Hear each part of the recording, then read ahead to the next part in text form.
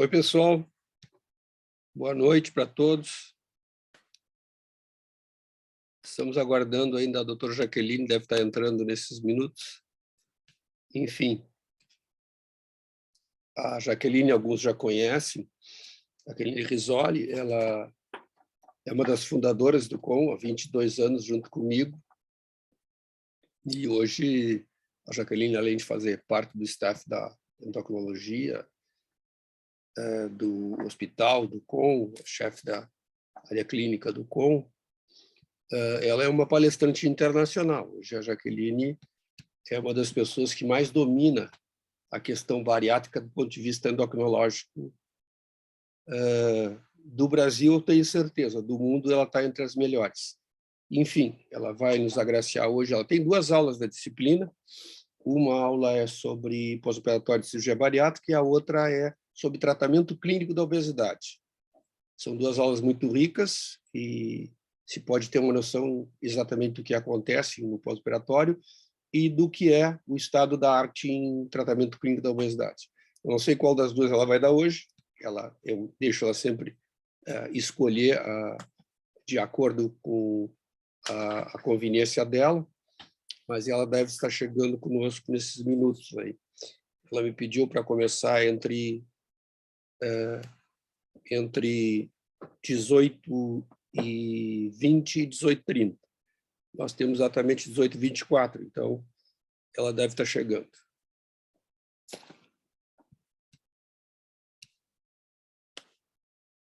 Os cirurgiões bariátricos do grupo aí vão ter algumas dicas bem boas do ponto de vista de tratamento e de acompanhamento, principalmente. A Jaqueline também coordena a parte clínica do ambulatório do SUS, do COM, que é uma coisa que nós conseguimos que sobrevivesse a pandemia e sobrevivesse às intempéries financeiras, enfim, estamos retomando. Olha aí, a Jaqueline está entrando. Chegou, já vai entrar. Já deu mensagem no grupo lá. Enfim, nós somos alguns dos heróis que mantêm esse ambulatório de pé, né? Porque o ambulatório fechou na pandemia, ficamos sem assistência. Agora mesmo eu estava, antes de começar essa aula, eu estava respondendo ações judiciais que exigem, demandam por marcação de cirurgias. Agora, o tratamento e a avaliação foram interrompidas em fevereiro de 2020, né? Não vale mais nada, os exames não valem, nós temos que começar tudo de novo. Nós temos uma fila de 500 pacientes, nós temos mais de 5 anos para operar pessoas, e os exames todos que estavam circulando e andando, e a fila estava andando antes da pandemia, simplesmente caducaram todos, nós temos que começar tudo de novo, começar do zero. É uma tarefa insana, mas a gente está tentando organizar tudo para ter sucesso nessa empreitada aí. O Wellington, que é especialista, ele está fazendo curso de especialista em cirurgia bariátrica e metabólica, dentro do COM, é meu aluno. Ele está nos acompanhando aqui, faz parte da tarefa dele acompanhar a disciplina, ele é um convidado. Ele está vivenciando isso, essas dificuldades que nós temos no ambulatório de cirurgia bariátrica e metabólica a nível de SUS.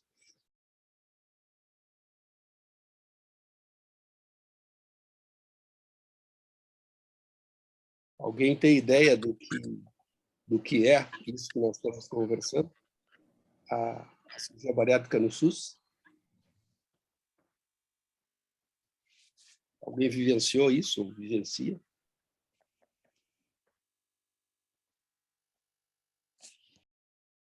Acho que o João Vicente e a Roberta passaram pelo nosso ambulatório, né?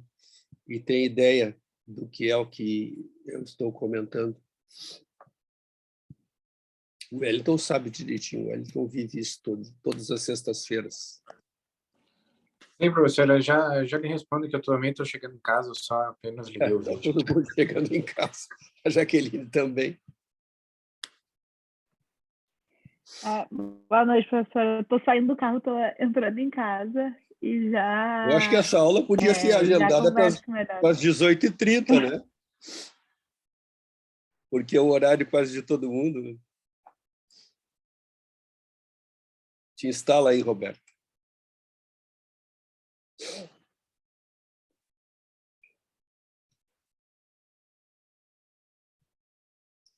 Já posso ir anunciando a próxima aula, dia 25, vai ser com o engenheiro Ottoboni, o Márcio Ottoboni, que é detentor da tecnologia de bioimpedância tetrapolar segmentar, é um expert nisso. Vai ser uma aula, como já falei na aula anterior, uma aula de um engenheiro. É estranho dar um engenheiro dar aula para médico, mas dentro do guarda-chuva de biociências e de interações que as várias áreas específicas têm com a medicina hoje. Hoje tem informática médica, tem engenharia médica, tem várias nuances das várias especialidades que se tratam e têm relação com a medicina. Então, hoje nós temos essas interações bem diversas e o Márcio vai mostrar para vocês o que é a avaliação elétrica do corpo, que é a bioimpedância tetrapolar segmentar, e o que é o estado da arte nisso, né?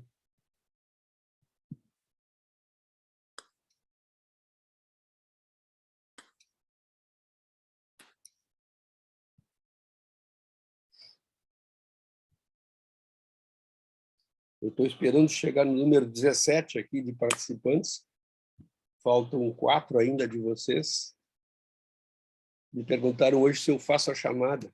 É claro que eu faço, a aula está gravada e eu vejo o nomezinho de vocês ali, eu tiro a chamada pelas presenças ali de vocês. E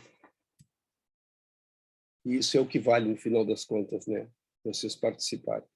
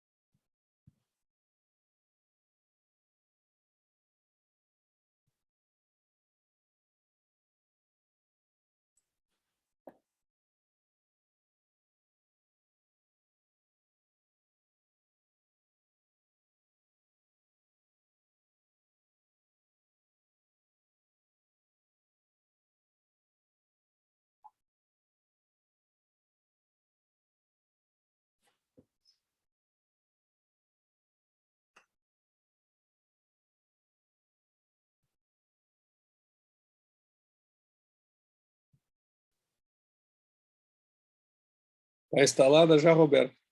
Oi, pessoal, finalmente deu Porra, tempo. Ai, Aqui, deixa eu te desculpem. botar como co-anfitriã aqui. Tá, Aí tu pode partilhar a tela, né? eu não sei porque eu achei na minha cabeça que era 6, então eu me organizei para dar aula às 6, mas daí eu ia ficar um tempo lá no consultório e disse, não, então deixa eu voar para casa que pelo menos eu poupo o tempo de deslocamento depois. Fica fria, já. A aula vale a pena. Tranquilo. Já posso compartilhar aqui, Motinho? Pode, nós estamos com 85% de presença. A joia, tá. Segunda-feira, pós-feriado, então não dá para reclamar. Aqui.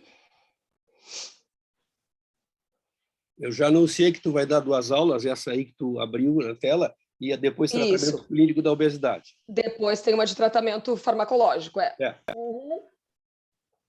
que fica para maio, eu acho, né, Motinho? Eu acho que fica para maio. Tá, perfeito. Então, quando quiserem, eu posso iniciar. Eu já fiz uma breve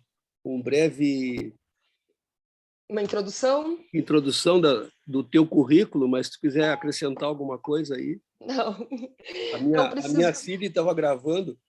não preciso Gravou. acrescentar nada. O Motim provavelmente exagerou no currículo até, então não tem problema. Eu acho que eu fui pequeno do teu currículo, grandona. Já. Beleza, gente. Então, assim, a minha tarefa hoje é falar para vocês de uma área que eu gosto muito, que é o acompanhamento pós-operatório dos pacientes com cirurgia bariátrica. A gente, você sabe, o Dr. Motim já falou isso provavelmente várias vezes, a gente já tem mais de 20 anos de experiência, né, trabalhando direto com pacientes operados. Então, isso nos traz uma cancha grande, então a gente tem muita experiência prática, porque a literatura não é nenhuma maravilha nesse sentido. A gente não tem, assim, ensaios clínicos robustos, a gente não tem tanta literatura de peso para nos auxiliar. Então, a experiência conta bastante e a gente vai somando com os dados de literatura que a gente tem. Tá? Então, eu sempre gosto de começar repetindo isso, que é um mantra nosso, né? Que todo mundo tem que saber, que a cirurgia, isso a gente fala muito para os pacientes, independente do tipo de técnica que for utilizada, ela sempre vai ser um momento, né? Uma foto naquele momento ali, mas o aprendizado, a mudança de hábitos, a mudança de estilo de vida, ela vai ter que ser mantida pelo resto da vida daquela pessoa. Então, não adianta a gente achar que operou, depois de um mês está tudo cicatrizado, eu tenho alta e não preciso mais fazer nenhum acompanhamento. É diferente de outros tipos de cirurgia, que na maioria das vezes funcionam dessa forma. Tá? E o que é a grande preocupação com relação a isso? É justamente a parte de risco e benefício. Né? Então, a gente está trocando um problema grande, que é uma obesidade grave, por um outro problema, que é uma desnutrição programada, que a gente sabe que nós vamos gerar no paciente um problema de absorção de nutrientes, mas que, se for bem acompanhado e bem manejado, isso é facilmente controlável. Agora, se esse paciente se perder com o tempo, não tiver acompanhamento, ele pode, depois de 10, 12, 15, 20 anos, ter problemas bastante sérios por não ter feito a suplementação adequada. Tá? Claro que técnica cirúrgica, não preciso nem falar, certamente já foi bem falado aí para vocês nos encontros anteriores, mas assim, só para, como eu vou citar várias vezes as técnicas cirúrgicas durante a apresentação, a gente fala de bypass gástrico, que é a cirurgia ainda mais realizada aqui na América Latina. Nos Estados Unidos, na Europa, ela já, a maioria dos lugares já foi ultrapassada pelo sleeve, né? Onde a gente vai ter uma redução do tamanho do estômago e vamos ter um desvio intestinal. Então, a gente vai ter alteração na absorção de vários micronutrientes e também na absorção de proteína e de gordura, tá? E vai ter bastante efeito metabólico, né? A gente tem a gastrectomia vertical, que é o sleeve, que é onde é feita uma gastrectomia, então tu retira 80% do estômago do paciente, fica com a pequena curvatura só, mas não é feito nenhum tipo de modificação no intestino. Então, ela mesmo assim tem componente metabólico relativamente importante, não tanto quanto o bypass, e tem diminuição de absorção de vários nutrientes também. A suplementação no paciente com sleeve é mais simples, costuma ser em dosagem menor, quantidades menores, a gente vê alterações mais leves, mas muitos pacientes vêm com a ideia de que se fizer sleeve não precisa usar vitamina para o resto da vida, e isso não é verdade, né? Eles vão ter que suplementar também. E as cirurgias que são feitas em casos bem excepcionais, em exceções, são as derivações biliopancreáticas, que são cirurgias com uma área de desabsorção muito mais significativa. Então, o estômago é reduzido, ele fica com um formato muito parecido com o do sleeve, se for um duodenal switch, ou se for uma cirurgia de escopinário, fica o fundo gástrico, né? Mas o desvio intestinal é o grande diferencial para causar a redução de peso. Então, são cirurgias que desnutrem muito mais A gente tem muito mais complicações e o paciente precisa ser levado muito de perto, acompanhado com muito rigor. As necessidades de suplementações vitamínicas são bem mais altas, então ela nunca foi uma cirurgia realizada com frequência, a maioria dos centros fazem casos muito excepcionais de pacientes super obesos, pacientes que precisam de um componente de desabsorção importante, mas dá bem mais complicações. Só que a gente tem que saber que existe, porque às vezes pinga um caso desses no consultório, né? Eu tenho pelo menos uns 7, 8 pacientes de cirurgias de derivação biliopancreática que foram operados por outros cirurgiões e que eu acompanho, e que têm complicações bem importantes. Claro, chegaram para mim porque estavam com um acompanhamento deficiente. Provavelmente os que estão bem acompanhados não precisam procurar outra equipe. Tá? Então, a rotina de pós-operatório, ela mudou muito com a pandemia, né? A gente tinha normalmente uma internação que durava 2 a 3 dias dos nossos pacientes, eles internavam na noite anterior à cirurgia. Agora, com a função da pandemia, para diminuir o tempo de exposição dentro do ambiente hospitalar, os pacientes internam já indo direto para o bloco cirúrgico, já em NPO, já preparados, e eles ficam geralmente uma noite no hospital, e se tiver tudo ok, no outro dia de manhã eles têm alta.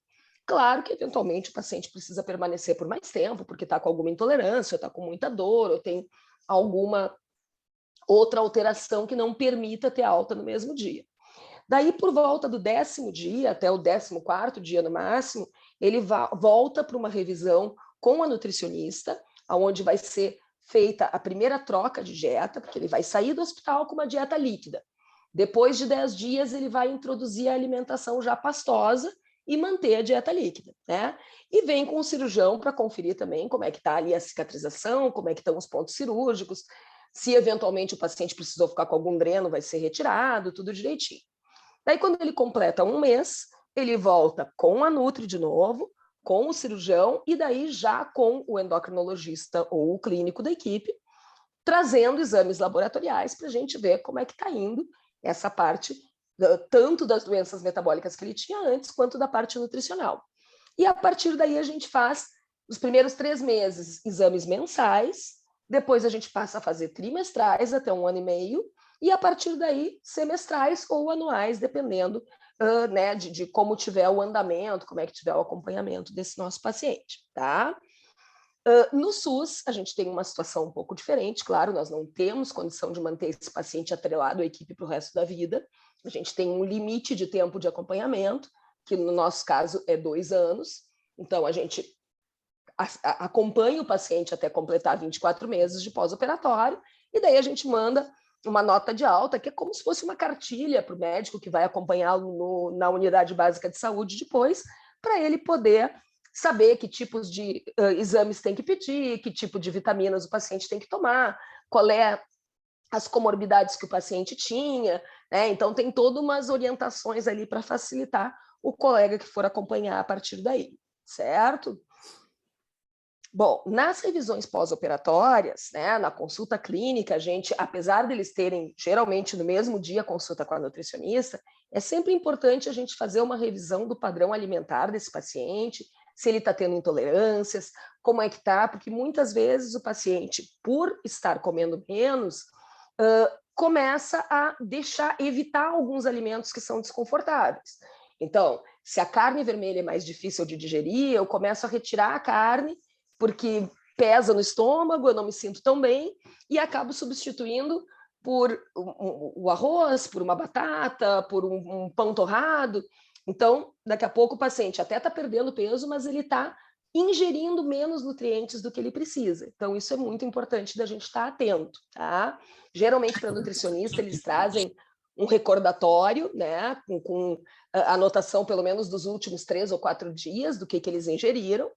A gente sempre vai cobrar que tipo de atividade física está sendo feita, se o paciente já está fazendo exercício físico, que a gente já incentiva desde o primeiro mês eles a começarem.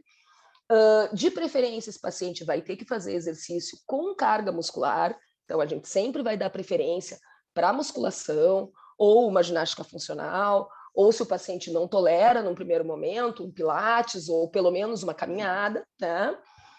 E sempre revisar as queixas mais comuns. Se está tendo vômitos, se teve dor abdominal, se começou a ter alterações nutricionais, como queda de cabelo, né, unhas mais frágeis, esquecimentos, alteração de memória, como é que está o hábito intestinal do paciente, se ele tem tido episódios de dumping ou de hipoglicemias, né, que isso são momentos diferentes que acontecem. O dumping é mais comum nos primeiros meses de pós-operatório, o paciente comer algum alimento com muita gordura ou muito açúcar e ter uma sensação de mal-estar, sudorese, náusea, como se fizesse uma hipotensão postural.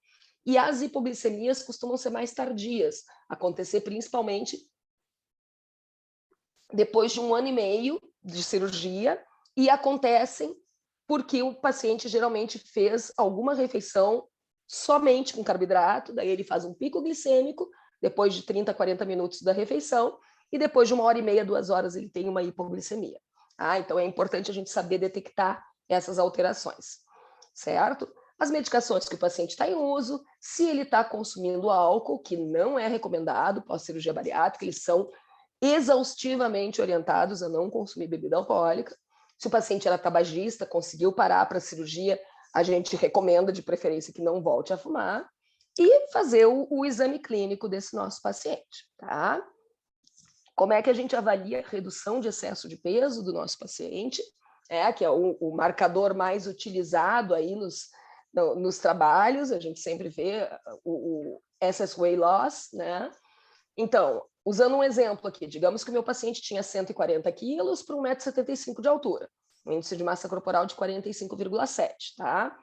O peso normal, tá entre aspas ali, porque na verdade é entre aspas mesmo, porque é muito variável de pessoa para pessoa, seria essa pessoa ter no máximo até o IMC de 25, né? Então, a altura ao quadrado vezes 25 vai dar esse valor, que seria, no caso, o paciente ter no máximo 77 quilos. Então, tudo que vinha acima desses 77 quilos era o excesso de peso dele antes da cirurgia. No caso desse paciente, ele tinha 63 quilos de excesso de peso. E como é que a gente calcula a redução de excesso de peso? Regra de 3, né? Então, o peso que o paciente tinha antes da cirurgia, menos o peso atual, esse resultado vezes 100, dividido pelo excesso de peso que ele tinha. Então, qual é a previsão, o que é a média que eles costumam perder? Em torno de 70% a 85% desse excesso de peso, né? Então, no caso desse paciente, com 140 quilos, não é perder 100%, não é chegar nos 77%, é chegar entre 90 e 81 quilos, mais ou menos. Isso considerado um excelente resultado. Pode ser um pouco mais, pode ser um pouco menos, e com o tempo pode haver um reganho de peso, tá? Aqui é mais ou menos para vocês terem uma ideia, usando o mesmo modelo, o mesmo exemplo de paciente, como que é a evolução conforme os meses vão passando da cirurgia. Então, geralmente no primeiro mês eles perdem de 15% a 20% do excesso de peso, depois no terceiro mês eles chegam entre 30% e 35% de perda, no sexto mês eles estão atingindo perto de 50% de perda de excesso de peso, no nono mês em torno de 60% a 65%, e a partir de 1 ano começa a estabilização. A maioria dos pacientes vai atingir o peso menor por volta de 1 ano e meio de pós-operatório, tá?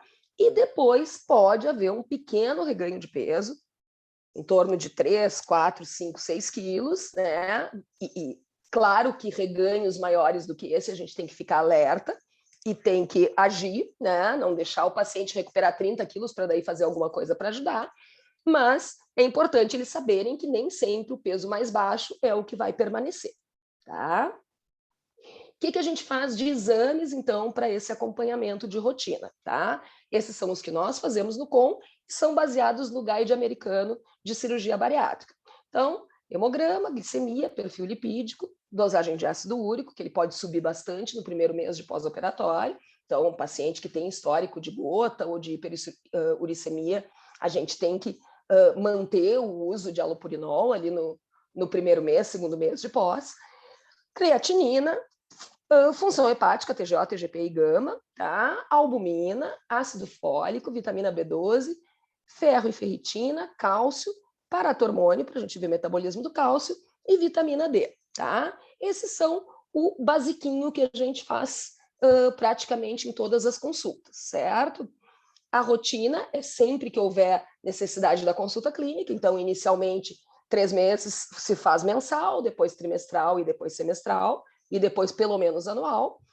E a gente realiza um ultrassom abdominal, geralmente no 6º mês de pós-operatório, para ver se o paciente não desenvolveu litíase biliar. É muito comum pelo emagrecimento rápido, em torno de 30% dos pacientes vão desenvolver cálculos na vesícula. Tá? Claro que se o paciente já é colecistectomizado, não é necessário. Né? A endoscopia a gente costuma fazer em torno de 1 ano e 3 meses de pós-operatório, para ver como é que está o estômago, e se faz rotineiramente a cada 2 anos, 3 anos no máximo, dos nossos pacientes, e densitometria óssea, para a gente ver como é que está a massa óssea, de 2 em 2 anos também, tá? Mesmo em homens e mesmo em mulheres pré-menopáusicas, certo? Esse aqui é só para mostrar para vocês, eu acho que vocês vão ter aula com a nutrição também depois, mas é a nossa base, a pirâmide alimentar do paciente bariátrico, tá? Então, é sempre importante ver que a base da pirâmide não é a dieta, é sim hidratação, suplementação vitamínica e atividade física, tá? Que isso não pode nunca faltar. Daí, a dieta em si, o grande pé da dieta ali é a proteína, que a gente tem que orientar o paciente a ingerir de 4 a 6 porções por dia. Depois vem as frutas, as leguminosas, os óleos de boa qualidade. Depois vai vir os carboidratos, de preferência carboidrato complexo, não usar tanto carboidrato simples, né? Até para não gerar hipoglicemia. E o que a gente tem que evitar, que são refrigerantes, bebidas alcoólicas, doces, né? O excesso de gordura de má qualidade, muito industrializado, etc. Tá? Bom, com relação à deficiência de macronutrientes, tá? A desnutrição proteico-calórica, ela é uma complicação nutricional grave, é bem pouco frequente, mas a gente tem que estar consciente que alguns pacientes que ficam por muitos anos abandonando o tratamento podem eventualmente apresentar, certo? E daí, às vezes, tu encontra um paciente com um aspecto daquelas crianças lá da década de 70 que tinham síndrome de Kwashiorkor, que era um edema por falta de proteína, né? Então, a causa para isso é dificuldade em atingir o consumo recomendado de 80 a 120 gramas de proteína por dia, somado à desabsorção. Claro que é muito mais frequente nessas cirurgias que têm grande desvio intestinal, cirurgias com menor desvio intestinal, como o bypass, são bem pouco frequentes, e sleeve muito menos ainda, tá? E, claro, o tratamento é ajustar a dieta, aumentar o consumo de proteína, utilizar suplementos proteicos e, em casos graves, que já tenham alteração de funcionamento hepático, pode-se cogitar, inclusive, desfazer o desvio intestinal para melhorar a condição clínica dessa pessoa. É exceção da exceção, né? Mas é importante saber que pode acontecer. Né? Às vezes o paciente chega com um aspecto de nefrótico, assim, todo edemaciado, e daí tu vai ver a albumina está lá 2,5, 2,8, está baixíssima, e o paciente está sobrevivendo às custas de pão e biscoito. Né? Então, é bem complicado. Tá? O que é importante para quem não é da área de nutrição? Né? É a gente ter uma ideia do quanto mais ou menos de proteína tem nos alimentos, né? Porque não é um cálculo tão simples assim. Às vezes a gente pensa assim, 100 gramas de carne tem 100 gramas de proteína. Não, 100 gramas de carne tem 27 gramas de proteína. 100 gramas de frango tem 22 gramas de proteína. Então, a gente precisa fazer com que o paciente pós-bariátrica atinja em torno de 80 a 120 gramas de proteína por dia. Com o estômago reduzido, ele não consegue muitas vezes chegar nesse volume. Então, a gente precisa fracionar isso em momentos diferentes do dia, usar algum suplemento proteico se for necessário, e o paciente tem que conseguir aprender a fazer o que a gente chama de contagem de proteína.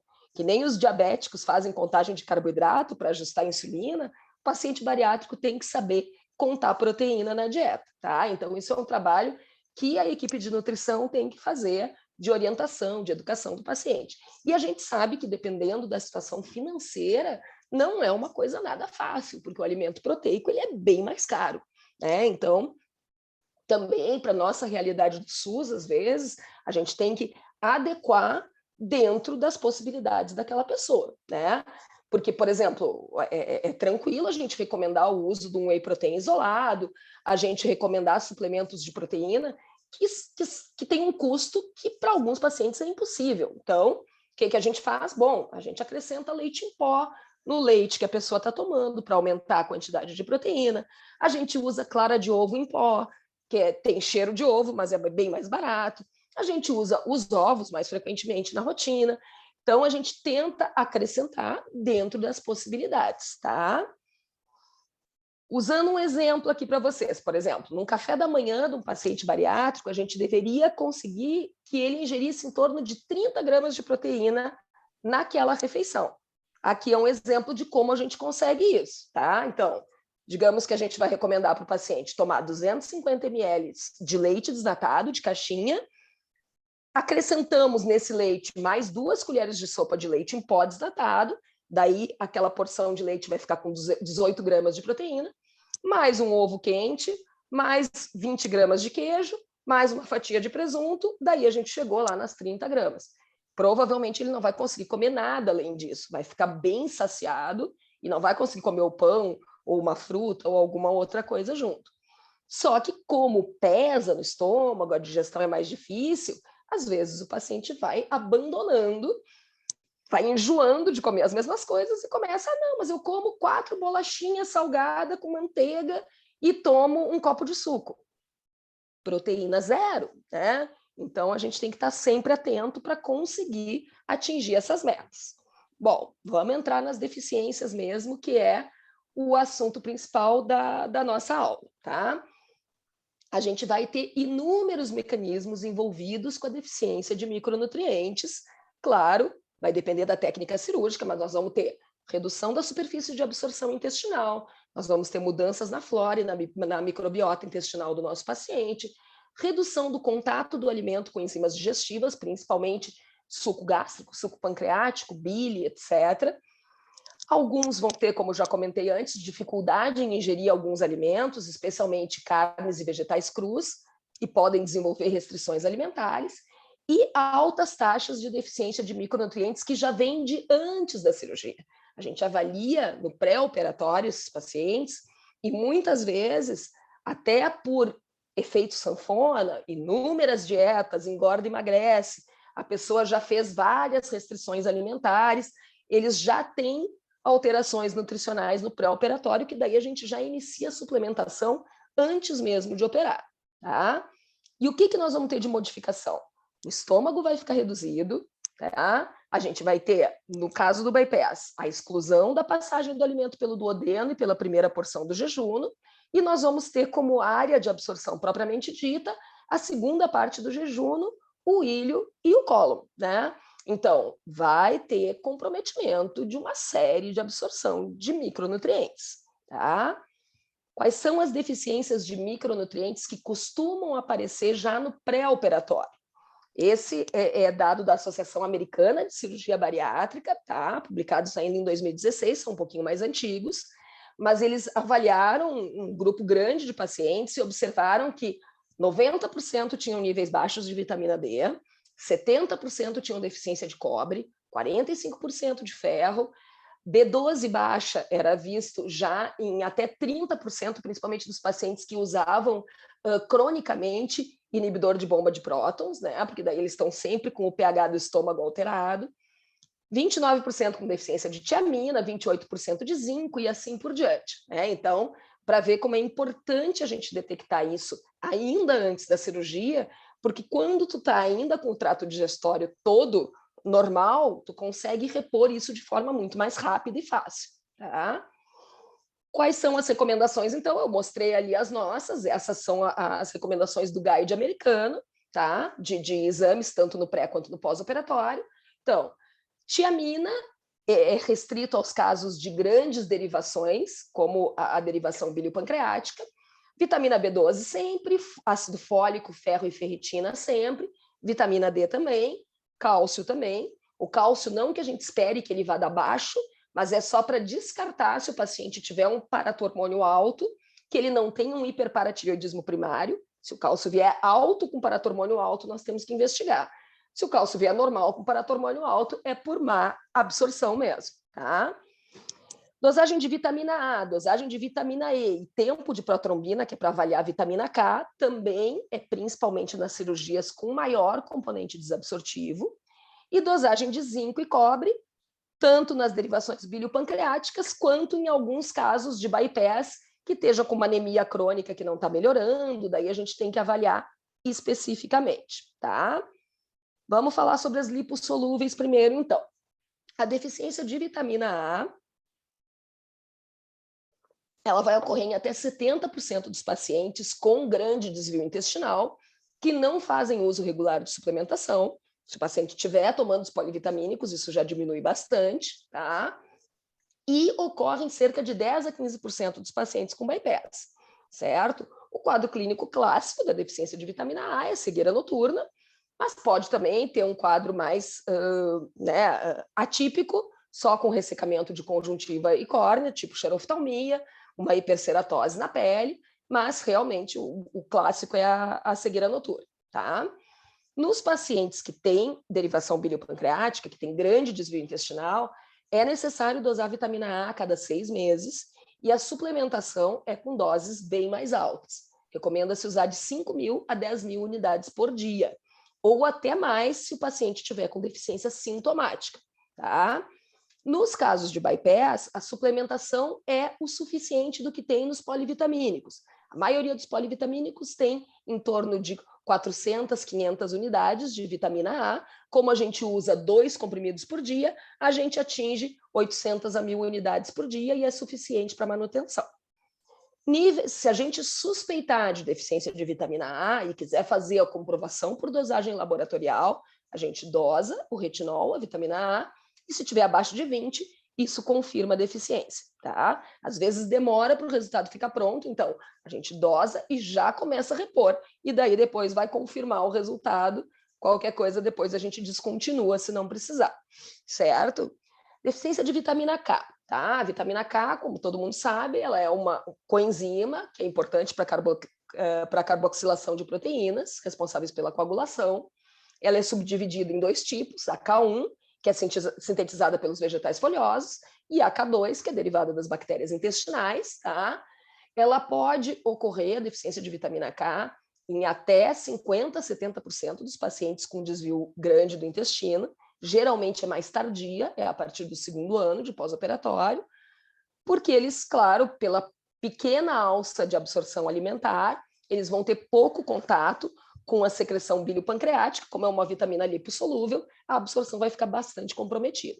O quadro clínico que a gente vai suspeitar é aquele paciente que vem tendo equimoses frequentes, aparece petequias, sangramento, parecido com o quadro de púrpura, tá?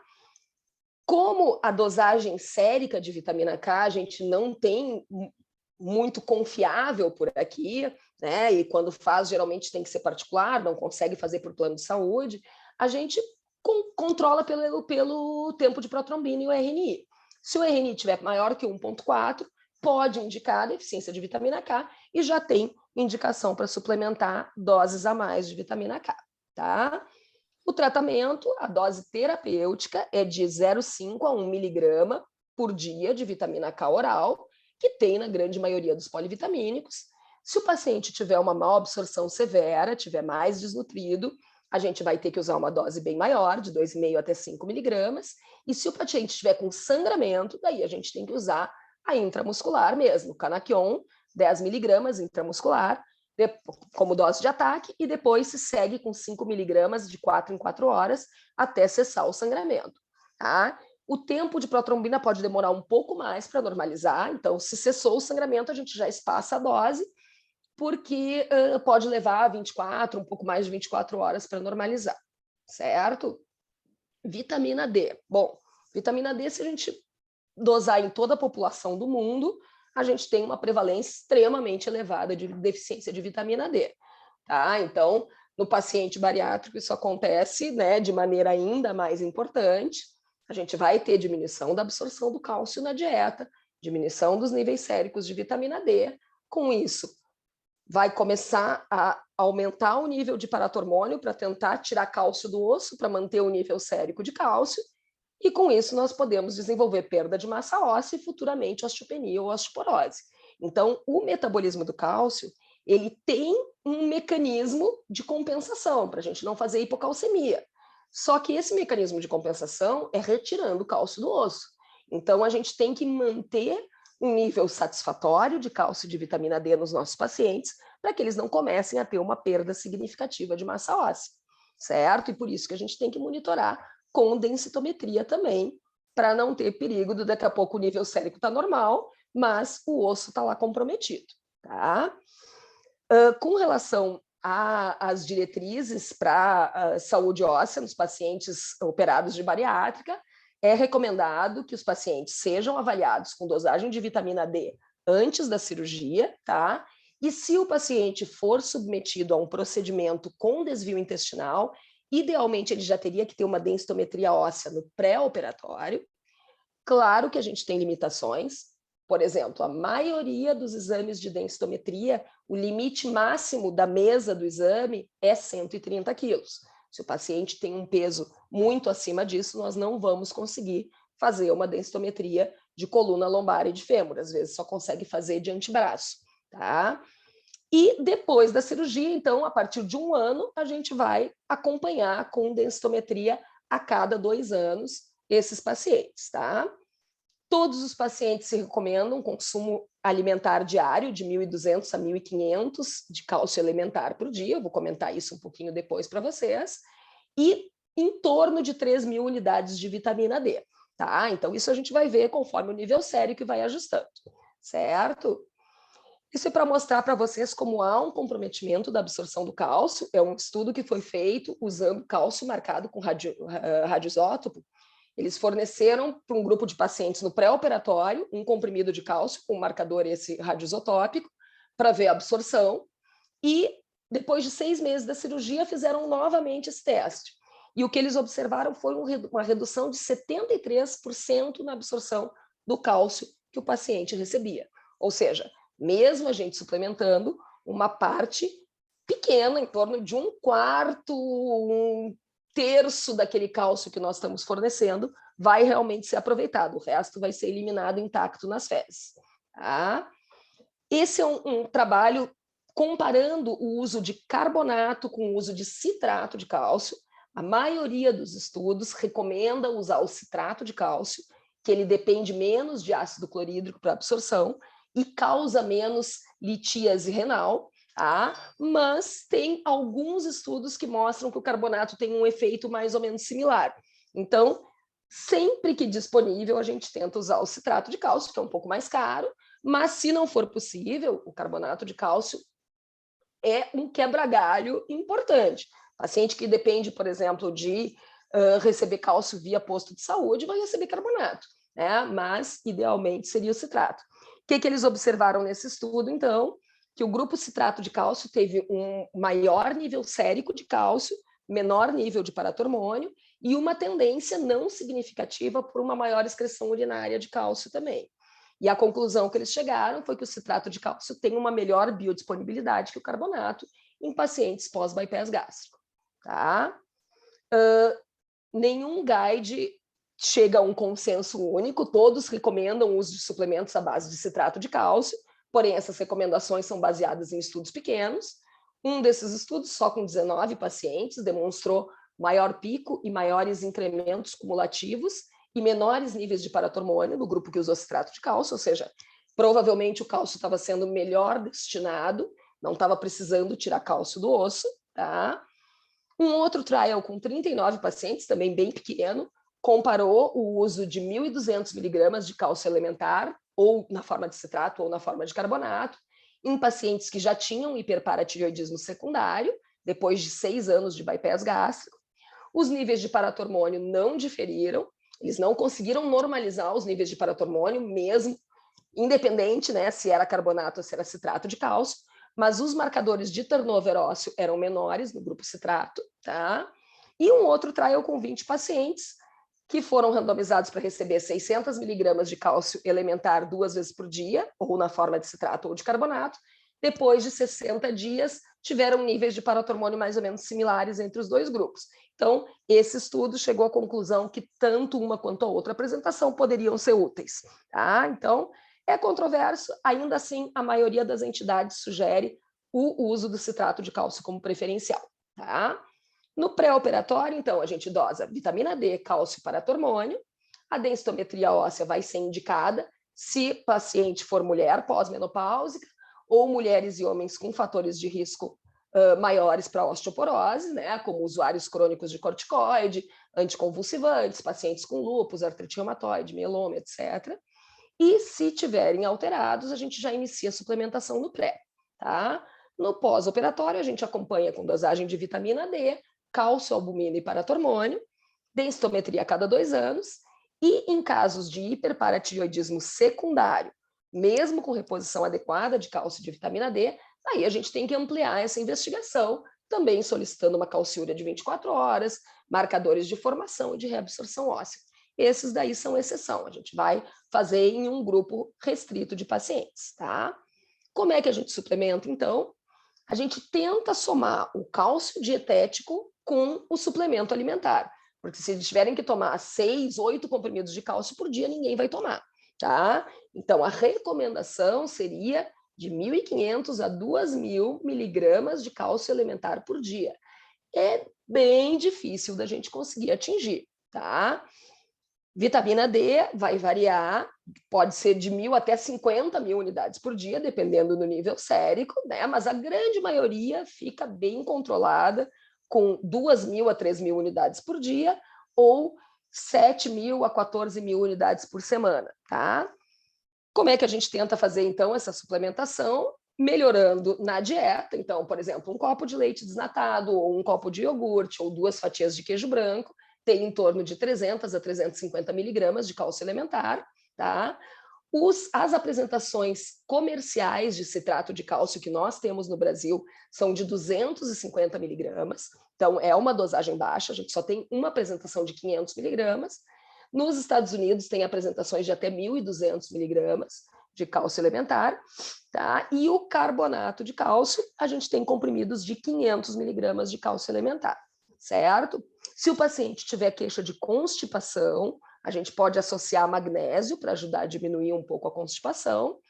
E pacientes em uso de anticonvulsivante, corticoide, hormônio da tireoide, etc., a gente tem mais risco de desenvolver osteopenia ou osteoporose, então tem que ficar mais atento para esse paciente ser bem monitorado, tá?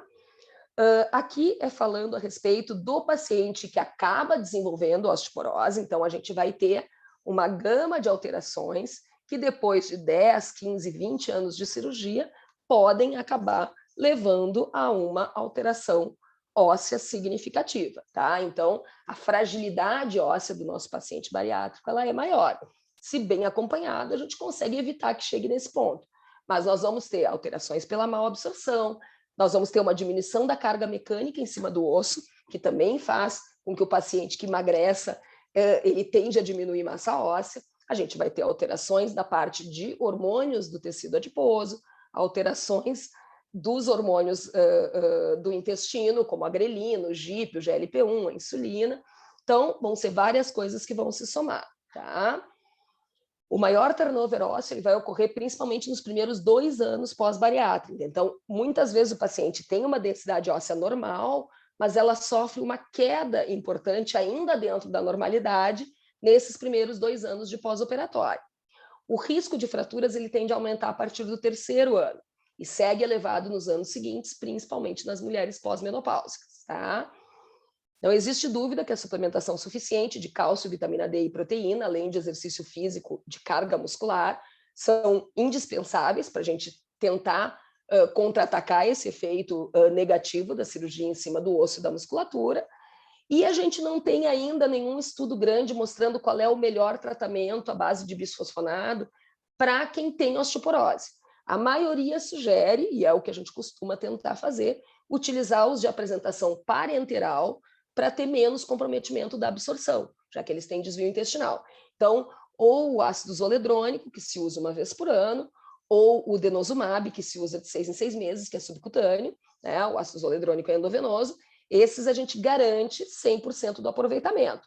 Os de apresentação oral, que são mais baratos, como o alendronato, ibandronato, risedronato, esses, de preferência, a gente tenta usar as apresentações mensais para ter maior chance de adesão com o paciente, tá?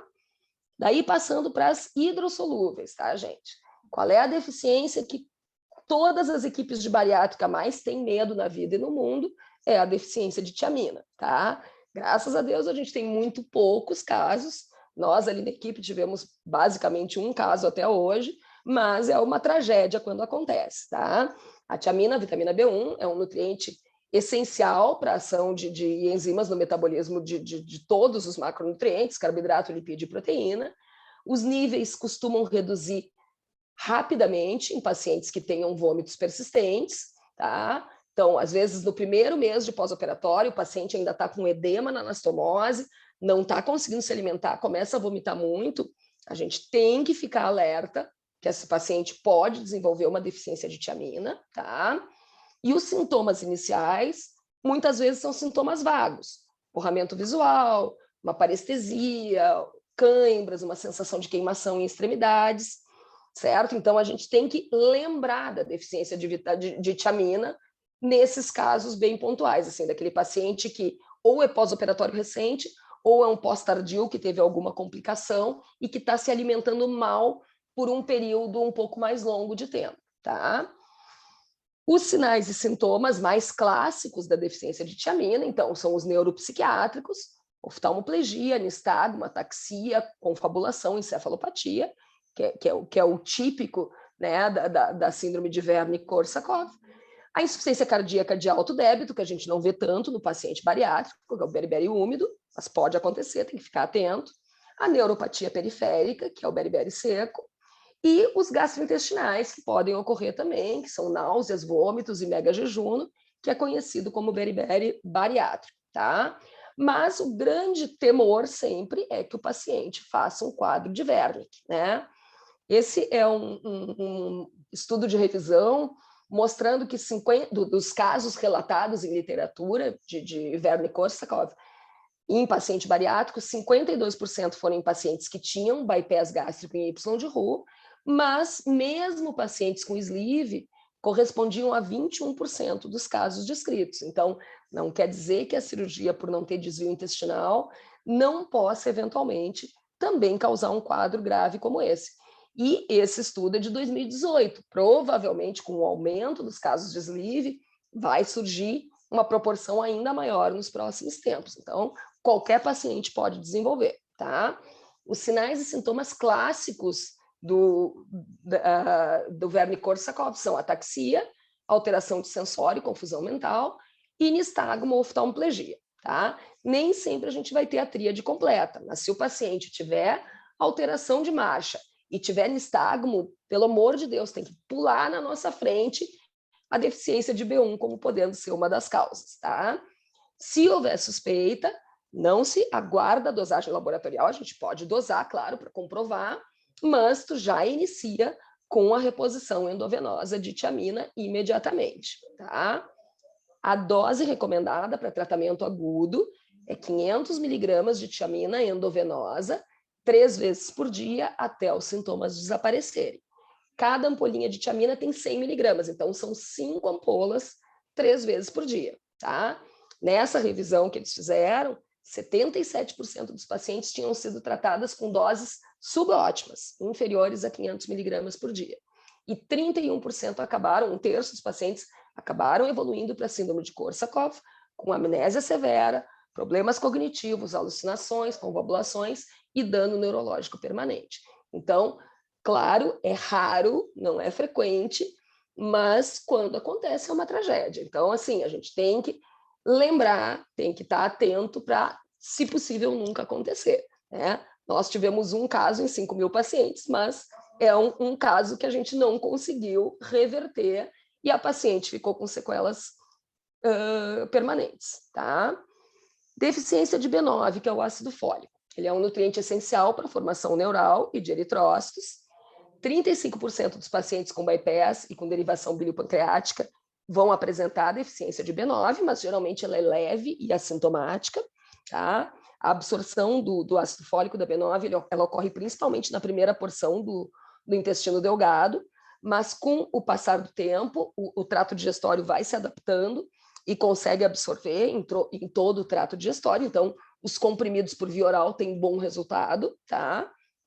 E os sinais e sintomas mais comuns: anemia megaloblástica, sensação de fraqueza, alterações comportamentais e, claro, uma atenção especial em gestantes pelo risco de malformação de tubo neural nos embriões, né? Então, se a paciente é operada de bariátrica e pretende gestar, ela tem que suplementar ácido fólico preventivamente em doses maiores do que as que são fornecidas no polivitamínico, tá? Nível sérico abaixo de 4 nanogramas por ml, confirma o diagnóstico. A maioria dos polivitamínicos tem quantidade suficiente de ácido fólico para suplementação, né, de manutenção. E se for detectado que o nível está baixo, daí a gente usa uma dose a mais. Ácido fólico, que pode ser, tem várias marcas, o Folinho, o Folacin, Enfol, etc. Os comprimidos são de 5 miligramas, a gente vai usar de 5 a 10 miligramas por via oral por 2 meses, e depois se repete o nível sérico para ver se os níveis já normalizaram, e daí pode-se voltar a utilizar somente o polivitamínico, não precisa continuar. E a reposição vai ser contínua nas pacientes com intenção de engravidar até completar em torno de 20 semanas da gestação, tá? Daí a deficiência de B12. A B12, ela vai estar alterada já no pré-operatório, como eu comentei antes com vocês, principalmente naqueles pacientes que fazem uso crônico de omeprazol, pantoprazol, etc. Tá? Então, se tiver baixo no pré-operatório, a gente já repõe. E no pós-operatório, varia bastante a casuística. Os casos de bypass são os que mais costumam ter deficiência de B12, de 30% a 60% dos casos. E os sinais e sintomas mais comuns: anemia macrocítica ou anemia perniciosa, leucopenia, trombocitopenia, então tudo um pouco mais baixo, né? Parestesias em membros inferiores, neuropatia periférica, pode ter reflexos comprometidos, parecido com os da neuropatia diabética, glossite, então a língua mais saborosa, mais espessa, com rachaduras, tá? E diarreia que não se consegue detectar a causa, tá? Por que a deficiência de B12 é mais comum nos pacientes pós-bypass? Porque o mecanismo de absorção da B12, ele depende de uma série de substâncias. Então, a B12 a gente ingere ela ligada à proteína, é a principal fonte, é a carne, né? Então, ela entra no nosso trato digestório ligada à proteína. Quando chega no estômago, ela depende da pepsina e do ácido clorídrico para ser liberada, não ficar presa na proteína, ela vai se separar, tá? Daí, o fundo gástrico vai ser o principal local de produção de fator intrínseco, que não vai estar tendo contato com o alimento depois da cirurgia de bypass. E daí ele vai continuar no duodeno, se ligar ao fator intrínseco para daí ser absorvido. Como a gente tem menor liberação de B12 das proteínas, menor quantidade de fator intrínseco, menor quantidade de ácido clorídrico, boa parte da B12 dos alimentos não vai conseguir ser aproveitada, tá? Então, a gente acaba tendo que suplementar permanentemente. A gente vai usar suplemento de B12 a vida toda para esses pacientes. E, geralmente, a gente associa com a B1 e com a B6 para garantir que esteja com uma reposição satisfatória. A maioria dos casos, a gente vai usar intramuscular ou alguma apresentação sublingual, e comprimido via oral, em dose alta, ele até consegue, por osmose, uma absorção razoável, né? Mas, às vezes, o nível sérico fica bom e o paciente ainda tem queixa clínica, a gente acaba tendo que trocar para uma apresentação intramuscular ou sublingual, tá? As causas eu já expliquei ali, então, menor consumo de proteína animal, menor contato com as enzimas digestivas do estômago, menor secreção de fator intrínseco e, por vezes, por alteração também da flora bacteriana, por superinfecção bacteriana no ilho distal, pode comprometer a absorção, tá? A dosagem de ácido metimalônico, ela é uma das alternativas quando a gente desconfia que a B12 possa estar alterada, mas o nível sérico está dando normal. Uma das maneiras de a gente avaliar é com a dosagem de ácido metimalônico, tá? Ele é uma alteração, ele ocorre como uma alteração mais precoce. Então, às vezes, o nível sérico de B12 ainda está bom, mas o nível de ácido metilmalônico começa a elevar e a gente sabe que está tendo comprometimento na absorção da B12, certo? E é mais estável do que a B12, as concentrações séricas são maiores, tá? E a deficiência de B12 leva um aumento do ácido metilmalônico. Então, se ele estiver elevado, é um indicativo de deficiência de B12, tá? Outro marcador que a gente pode usar também, se não tiver o exame de B12 alterado, mas tiver clínica, é a dosagem de homocisteína, tá? A homocisteína também, ela é convertida no trato digestório, ela precisa passar por uma série de metabolizações, e se ela não está sendo metabolizada de maneira adequada, o nível sérico aumenta. Então, se a homocisteína está alta, também é um outro marcador de deficiência de B12, tá? Essa informação densa aqui toda vocês não precisam saber, mas é só lembrar que se a B12 estiver baixa, tanto o ácido metilmalônico quanto a homocisteína podem estar elevadas. A gente sempre dosa? Não, a gente dosa a B12. Se desconfiar que a B12 está normal, mas o paciente tem clínica de deficiência, daí a gente vai dosar as outras duas apresentações, tá? Aqui é como é a conversão ali da homocisteína em metionina, tá?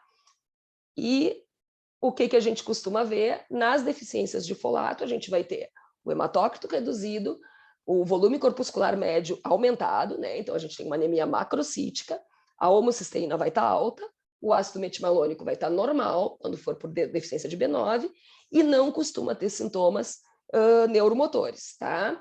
E na deficiência de B12, a gente também vai ter hematócrito baixo com VCM alto, a homocisteína também vai estar alta, mas a gente tem o ácido metilmalônico aumentado e costuma ter sintomas neurológicos, certo?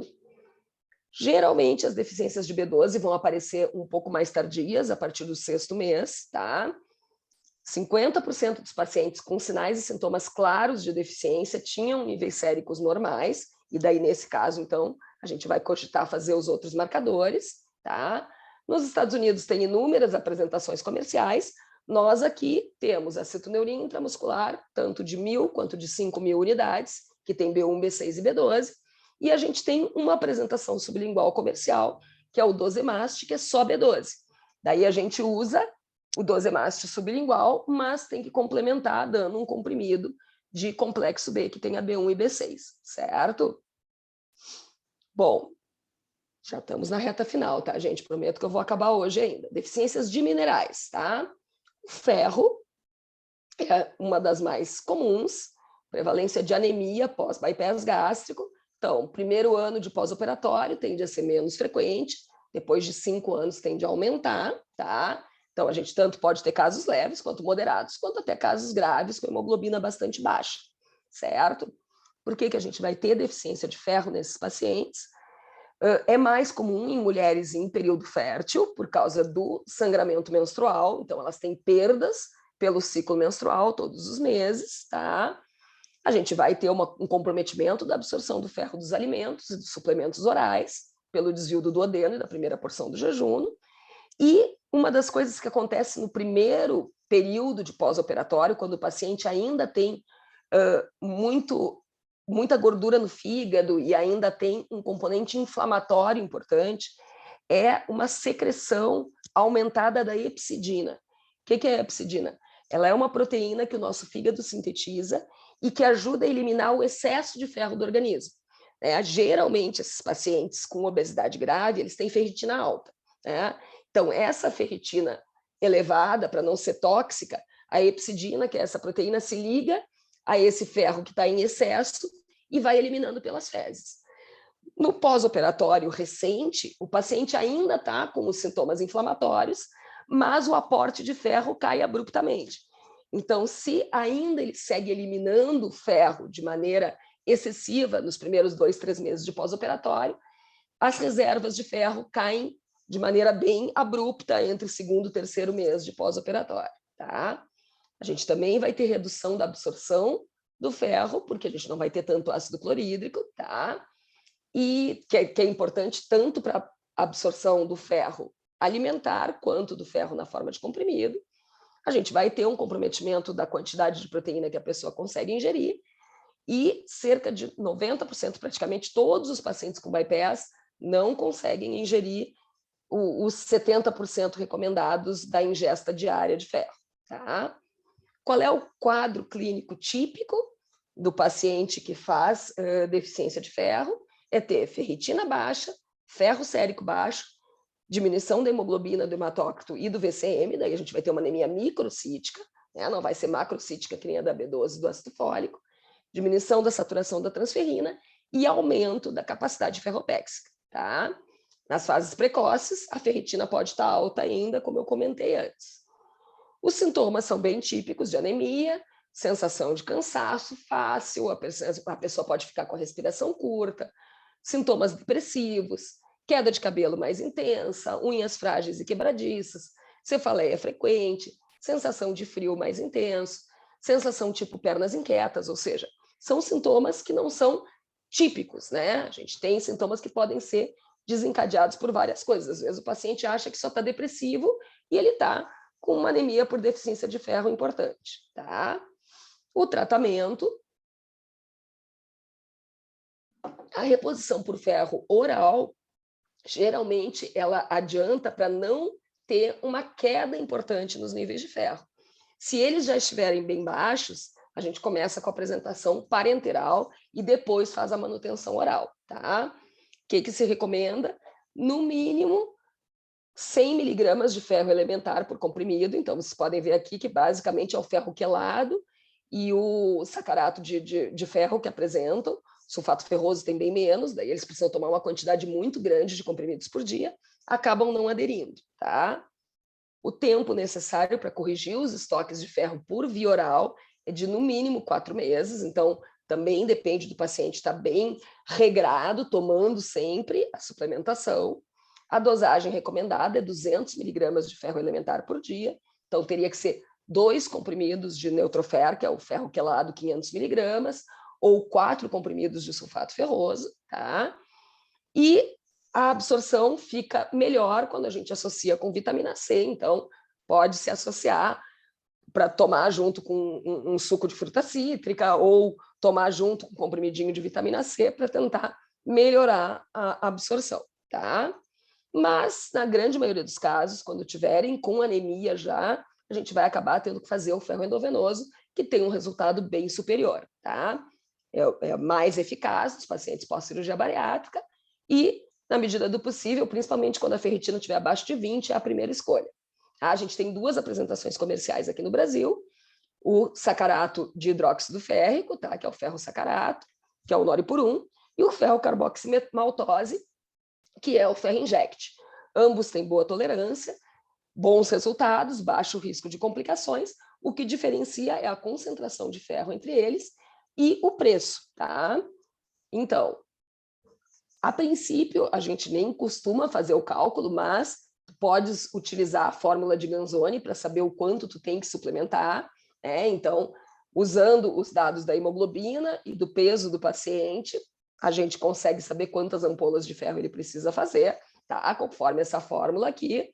Então, no caso, no cálculo, digamos, uma paciente com uma hemoglobina de 8,5, pesando 65 quilos, para chegar numa hemoglobina de 12,5, voltar para o nível normal, ela precisaria fazer a reposição de 1.046 miligramas de ferro elementar.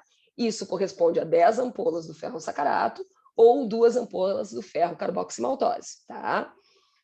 Como é que a gente faz? Então, o Noripurum, que é o ferro sacarato, a gente dilui em soro fisiológico, 250 ml, no máximo 2 ampolas por vez, e ele tem que fazer a aplicação endovenosa, correr lento em 1 hora, e ele pode fazer uma aplicação por semana até chegar no número de ampolas que a gente precisa. Então, geralmente, são 2 ampolinhas por semana, por 5 semanas, para se atingir uma suplementação satisfatória, tá? A maioria dos planos de saúde cobrem, mas o preço do Noripurum é bastante acessível. Agora eu não sei porque teve aumento, mas a caixa com 5 ampolinhas costuma custar entre 60 e 70 reais, tá? Se recomenda aplicar em ambiente hospitalar ou ambulatorial com acompanhamento de enfermagem. E o ferro inject, ele é bem mais prático, a aplicação é mais rápida, uma ampola de Ferrinject equivale a 5 de Noripur-1, então a gente pode fazer 2 ampolinhas numa dose única e equivale a todas que o paciente precisaria fazer do Noripur-1 endovenoso, mas o custo de cada ampola é em torno de R$800. Então, se não é coberto por plano de saúde, muitas vezes o paciente acaba não fazendo, porque o custo fica muito elevado, tá? Então, geralmente é mais prático, a aplicação é mais rápida, pode correr em 15 minutinhos, mas o custo é maior, certo? E se o paciente fez toda a suplementação e mesmo assim ele está com uma anemia persistente, refratária ao tratamento, daí a gente tem que considerar outras deficiências concomitantes, como do ácido fólico, da B12, zinco, cobre, vitamina A, vitamina E. Pode-se cogitar também fazer uma endoscopia e pesquisar H. pylori para ver como é que tá? Então, é exceção. Na maioria das vezes, a gente consegue corrigir repondo ferro. Mas, se tiver frente a um caso de uma anemia significativa, normo, não está lá com anemia ferropriva, né? E não está melhorando com a suplementação de ferro, eu tenho que desconfiar dos outros micronutrientes, tá? A grande maioria dos polivitamínicos tem quantidades suficientes de fólico, vitamina A, vitamina E, zinco, tá? E cobre, mas quando é uma cirurgia com maior componente desabsortivo, ou um paciente que tem diarreia crônica, etc., pode ocorrer outras alterações, certo? Daí agora, já na reta final, deficiência de cobre. O cobre é um componente importante, ele é absorvido no estômago e no duodeno, então no bypass gástrico ele vai ficar fora da área de absorção. Ele auxilia na produção de eritrócitos e de leucócitos e tem atuação também na manutenção de diversas funções do sistema nervoso central, tá? O cobre e o zinco são absorvidos pelo mesmo transportador, então eles competem um com o outro, certo? E uma das coisas que chama atenção, às vezes o paciente está recebendo uma dose excessiva de zinco e daí pode ter comprometimento do nível de cobre porque está usando zinco demais. O que chamou a atenção disso nos últimos tempos? O pessoal que usava os famosos kit COVID com mega dose de zinco. Recebi pelo menos 2 pacientes no consultório que estavam com uma anemia estranha, que não melhorava, e daí estavam usando 2 comprimidos por dia de 30 miligramas de zinco, uma dose extremamente elevada, mesmo para paciente bariátrico, e daí o nível de cobre estava lá embaixo, porque não estava suplementando de forma equilibrada, adequada. Daí tive que suspender o zinco, melhorar o cobre e depois retornar com o zinco em dose mais baixa, tá? Sinais e sintomas mais comuns são neurológicos, como neuropatia periférica, ataxia, fraqueza muscular, neuropatia óptica e comprometimento cognitivo. Então, num primeiro momento, tu pode desconfiar de alteração de vitamina B1 até, ou de B12, mas se tiver normal, a gente tem que lembrar do cobre, e uma anemia microcítica com níveis normais de ferritina e de ferro, que é o mais comum da gente verificar, tá? O diagnóstico, então, a gente dosa o nível sérico de cobre, se ele estiver abaixo de 80, indica deficiência, e a suplementação é via oral, 2 a 8 miligramas de cobre por dia, tá? A gente manda manipular, aqui a gente não tem apresentações orais com níveis mais altos de cobre, a maioria nos polivitamínicos é 0,5, 0,7 miligramas. Então, a gente usa o óxido cúprico ou o cobre quelado. Cada comprimido de Centrum, por exemplo, tem 0,45 miligramas de cobre. Usando 2 comprimidos por dia, a gente vai atingir 0,9 miligramas, que é o suficiente para manutenção, tá? Deficiência de zinco. O zinco também é super importante para uma série de reações enzimáticas, para cicatrização, para resposta imune. Ele é absorvido no duodeno e no jejum proximal e é excretado nas fezes. Quadros de diarreia prolongada, diarreia persistente podem piorar a absorção de zinco. E os sinais e sintomas também, infecções frequentes, alteração do paladar, a gente vê bastante a língua saburrosa e queilite, né? Alteração nos cantos da boca, alopécia frontal, cabelos quebradiços, piora da cicatrização, etc. É muito importante nos pacientes pós-bariátrica que vão para a cirurgia plástica dosar zinco antes, porque às vezes eles fazem uma cicatrização horrorosa pós-cirurgia plástica porque o zinco não estava bom. E daí precisam repor antes, certo? Níveis séricos abaixo de 70 confirmam o diagnóstico E o tratamento é preventivo, repondo polivitamínico, contendo pelo menos 7 miligramas de zinco por comprimido, que daí com 2 comprimidos a gente chega nos 14 miligramas. E em casos de deficiência, daí a gente vai precisar doses mais altas, tá? E lembrar que para cada 15 miligramas de zinco, a gente repõe 1 de cobre, porque senão a gente desequilibra a balança, certo? Terminando, então, o que o ideal seria que os polivitamínicos contivessem pelo menos 25 miligramas de ferro, 200 microgramas de ácido fólico, 7 miligramas de zinco, 1 miligrama de cobre, 6 miligramas de B1, 175 microgramas de B12, 30 miligramas de biotina e 60 de vitamina K. Isso vocês não precisam decorar, tá, gente? É só para a gente saber, assim, ó, que não é qualquer polivitamínico que tem tudo que o paciente bariátrico precisa, tá? E aqui está essa tabelinha para mostrar para vocês. Alguns polivitamínicos bem comuns aqui no Brasil, tá? Tudo que está em vermelho é insuficiente. A gente só vê aqui mais completinho no Bariátrica Advantage, que é um suplemento importado, que é bastante caro, tá? Mas os nossos aqui, principalmente os que têm nome, engana a galera, né? O Baristar e o Barivit, por exemplo, tem esse nome para suplementar paciente bariátrico, mas para atingir a maioria das necessidades, teria que tomar de 3 a 4 comprimidos por dia, e o paciente acaba não usando, tá? Qual seria a prescrição padrão, então, para o nosso paciente bariátrico? 2 polivitamínicos por dia para pacientes com bypass, 1 polivitamínico por dia para paciente com sleeve, citrato de cálcio, 500 miligramas, mais vitamina D, que vai ser ajustada de acordo com o nível sérico, de 2 a 3 doses por dia, complementando com o aporte de cálcio na dieta, tá? Vitaminas do complexo B, a gente vai usar ou intramuscular ou sublingual. Ferro, se for necessário, oral ou intramuscular ou endovenoso. Não é necessário suplementar todo mundo, tem pacientes que estão com nível normal e não precisam. Ácido fólico, a gente usa do polivitamínico e vai utilizar uma dose a mais, sempre que o nível estiver abaixo de 5, ou em mulheres que pretendam gestar ou gestantes até 20 semanas, tá? Então, terminando, a cirurgia bariátrica é uma ferramenta terapêutica excelente para redução sustentada de peso e melhora das comorbidades em pacientes com obesidade grau 2 e 3. Nenhum procedimento é isento de risco de desnutrição, então não venham acreditar naquela história de que paciente que fez sleeve depois de 3, 4 meses não precisa mais tomar nada de suplemento de vitamina, precisa sim, tá? A gente tem que acompanhar isso com exames e com acompanhamento clínico. E todas essas deficiências que eu citei, elas podem ocorrer, geralmente os sintomas são leves, a gente consegue pegar de início e suplementar, mas tem que, só acompanhando e monitorando, a gente vai saber se tem, tá? E uma equipe multiprofissional bem estruturada é fundamental para detectar e tratar precocemente essas alterações, minimizando os riscos para a saúde física e mental dos pacientes operados. Tá, gente? Desculpa, é uma aula longa mesmo, porque é muita informação, é mais para vocês terem uma ideia geral aí, que não é tão simples, não é só tomar um comprimido de polivitamínico todos os dias que a gente resolve todos os problemas, né? Mas, estando bem acompanhado, o paciente consegue se manter muito bem. A gente tem aí pacientes com 18, 20, 22 anos de pós-operatório que nunca tiveram problemas mais sérios, porque fazem um acompanhamento com regularidade.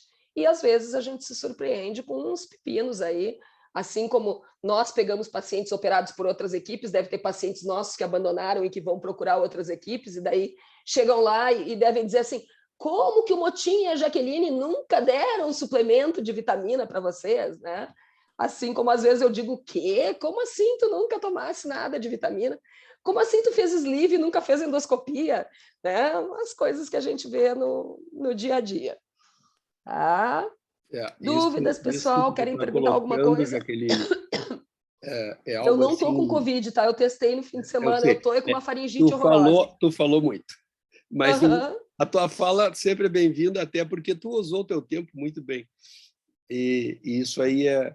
Mas o que eu queria comentar, para os outros ouvirem também, é que, na verdade, quando se começou a fazer sleeve, há 20 anos atrás nós começamos com sleeve, já tinha sleeve naquela época, mas foi normalizado no Brasil há 10 anos, e a gente fez parte das comissões que aprovaram o sleeve. A gente tinha a fantasia de que o sleeve não necessitava reposição e que não dava nada. O sleeve era uma cirurgia sem problemas. Né? Depois de 10 anos, a gente começou a ver que os problemas realmente existiam e cada vez mais.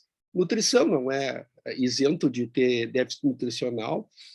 Tem as formas, como tu botou um artigo 2020 ali, não é uma cirurgia que não gera alterações de creatina, gera, porque tem esvaziamento rápido e por isso gera desabsorção também.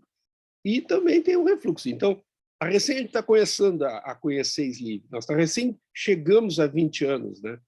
Então, nós vamos ter muita coisa pela frente. O bypass, a maioria das publicações são de 5 anos, né, Motinho? Tem 5 muito anos é pouca a média. publicação de mais de 5 anos com sleeve. Tem 2 ou 3. Os pacientes perdem segmento, Tem uma publicação de 8, uma publicação de 10 e tem uma recente agora de 20, mas que mostrou a primeira vez.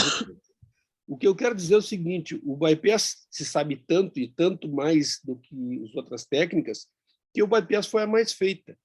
E começou a se estudar bypass em cirurgia bariátrica em 1970. A gente já fazia bypass e já era estudado, já se sabia das deficiências. Então, o bypass tem muito mais estudo sobre ele e se sabe mais, obviamente. E como vai se saber bastante a respeito das outras em breve, passando os anos. Bom, tu deixasse as perguntas em aberto. Então, eu vou ratificar a tua pergunta. Ninguém tem nenhum comentário a fazer sobre a aula da doutora Jaqueline? Sobre o massacre da falação da Jaqueline? Eu adorei. Eu sou fã da doutora Jaqueline, já desde que conheço lá da residência. Tá? Ai, que bom, obrigada, João. Eu tive até um caso também de um bypass antigo, porque a paciente estava usando o zinco, era para perda de cabelo. E daí estava com altas doses, daí começou com um distúrbio de cognição e uma anemia de não sei o quê, daí a gente se deu conta que era o cobre mesmo. Era o cobre. É a legítima coisa, assim, eu tive uma paciente operada de derivação biliopancreática de Santa Maria, que ela ficou anos sem acompanhar, e ela ia numa hematologista, estava transfundindo, fazendo transfusão, porque nunca melhorava a anemia, e o nível de ferritina dela era alto, né?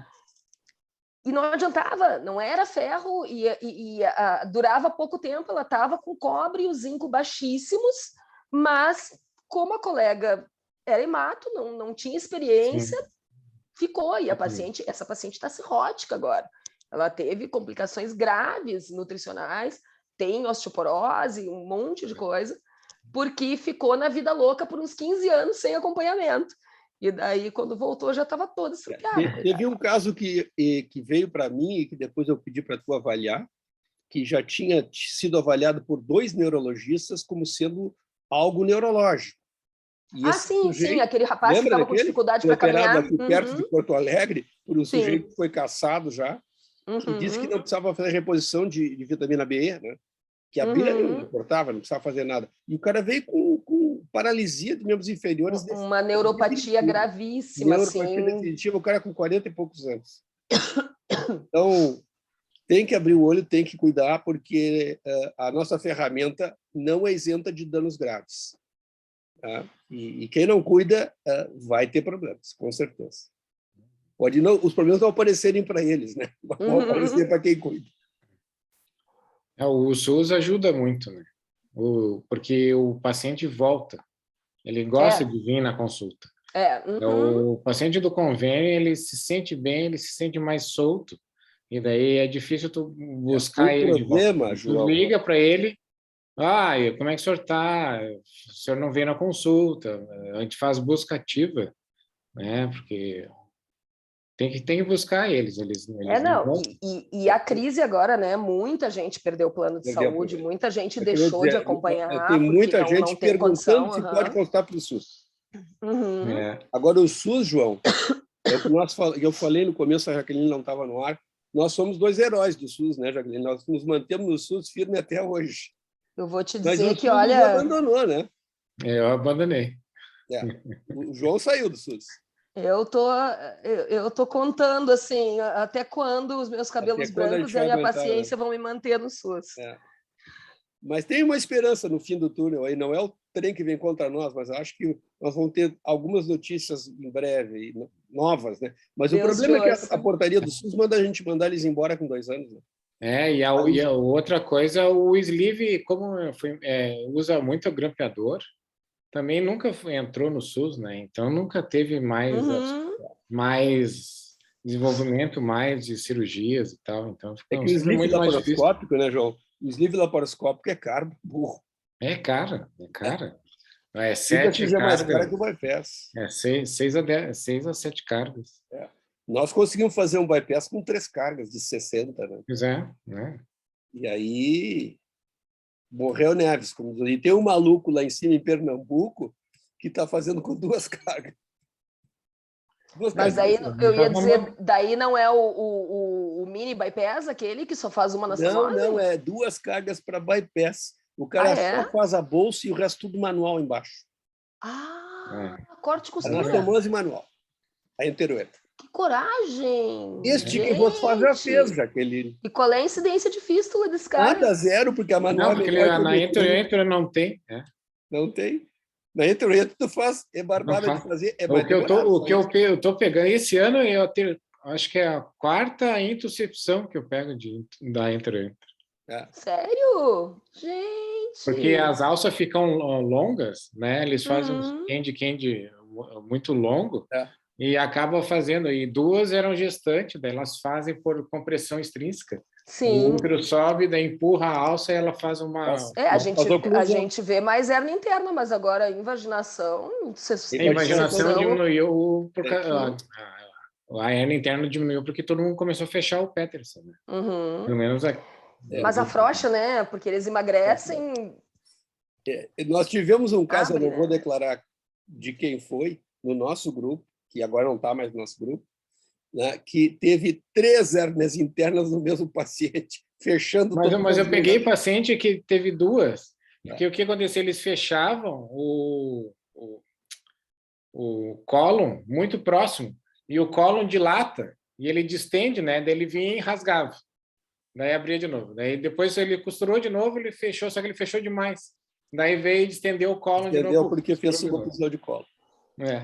Esse não era o objetivo da aula de hoje. Alguém tem alguma dúvida sobre suplementação? Porque eu tenho que fazer a janta, estou morrendo de dor de garganta e tenho que tomar um banho. Vamos lá. Tem muito cirurgião no grupo. Fica contando história aí, né? Vão ficar trovando aí de casos bruxos. Bom, Jaqueline, se tu me permitir, eu vou transformar a tua aula num link do YouTube e deixar no grupo para eles verem de novo, tá? Tranquilo. A tua aula, na verdade, é um manual, né? Só porque ela é longa. O manual que não está escrito, tu devia escrever, porque a tua aula é o manual. Manual. Aliás, saiu semana passada, não sei se tu chegasse a ver, eu esqueci de botar ali no com. Nós, do Departamento de Bariátrica da Abeso, a gente fez um e-book para pacientes e para público leigo, que ficou bem bonitinho. Tá? Foi eu, a Karina Rossoni, o Bert e o Denis. Ficou bem legal, então eu vou botar ali no grupo depois, principalmente para mandar para paciente, tá bem bacana. Umas informações bem pertinentes, assim, tá bem legal. Bom, pessoal, já que todo mundo está quieto, eu acho que de fome mesmo, né? Porque eu vou encerrar a aula, Jaqueline. E depois, se as pessoas quiserem mandar perguntas, pode mandar pelo nosso grupo. Podem, sim. Novo, né? Eu fico ainda no grupo mais um pouco, porque eu vou ter a outra aula depois. Então tá. Boa noite para todos, boa janta. Obrigada, gente, pela paciência aí de me esperarem um pouquinho. Motinha, assim que tu souber o dia da próxima aula, me avisa para mim poder me organizar, porque eu mato a reunião da Abeso, daí eu não posso... Eu estou montando o programa praticamente 2 semanas em 2 semanas, porque houve um descompasso muito grande, né, de gente e de pessoas disponíveis, e então nós estamos com uma dificuldade, mas o programa vai ser cumprido. Eu tenho que ver, porque hoje matei a reunião da Abeso, então eu tenho que saber com antecedência para botar alguém para fazer a ata, porque eu sou a secretária. A tua próxima reunião bem fácil, né? Eu falo a próxima. Tá joia. Tá bom. Tá bom, gente. Parabéns pela aula. Obrigada pela aula, estava muito boa. Obrigada. Boa noite. Boa noite, gente. Boa noite. Valeu. Boa noite, pessoal.